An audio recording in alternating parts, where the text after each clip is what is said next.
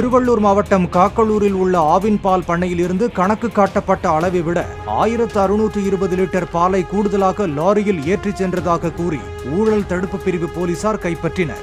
ஒப்பந்ததாரர்கள் முறைகேட்டில் ஈடுபட்டு வருவதாக கூறப்பட்ட புகாரின் பேரில் 3 லாரிகளில் சோதனை மேற்கொண்ட போலீசார் பால் பண்ணைக்கும் சென்று சோதனை நடத்தினர்.